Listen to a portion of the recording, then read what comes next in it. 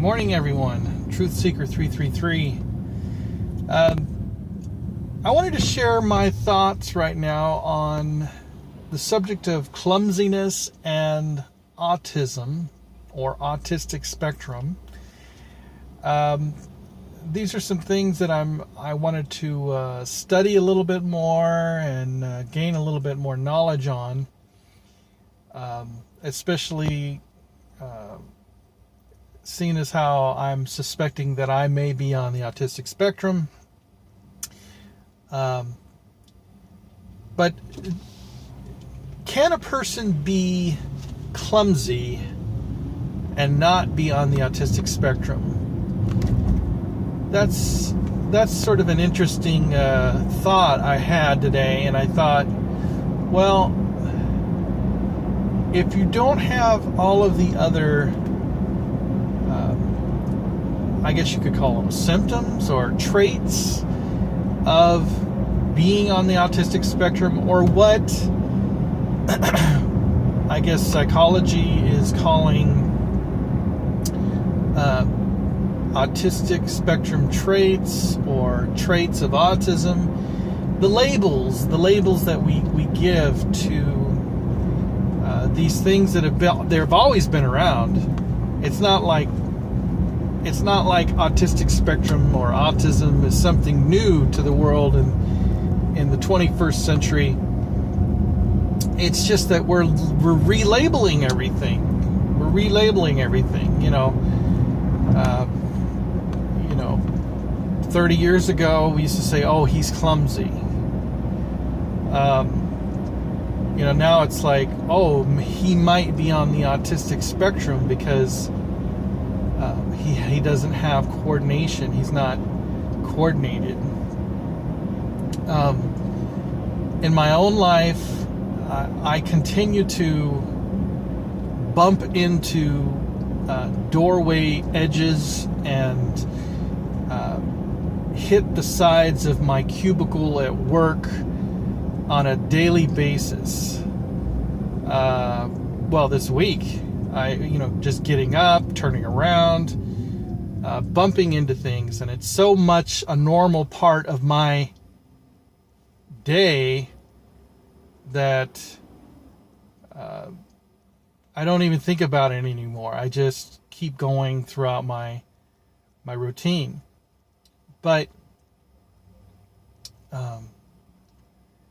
it affects, I think, in all my activities, it affects me, like in physical activities, like those things that are spatially related, having to do with judging distances and depth perceptions.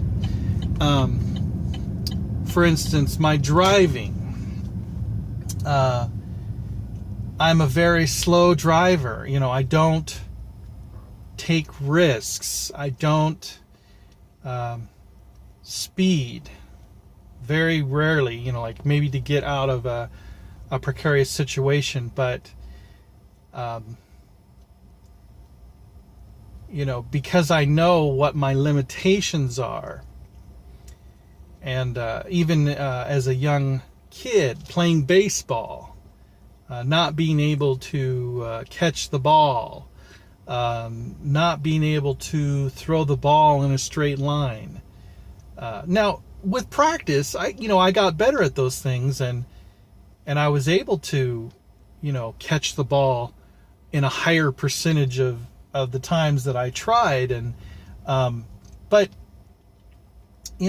most of the time I started to rely upon my brute strength.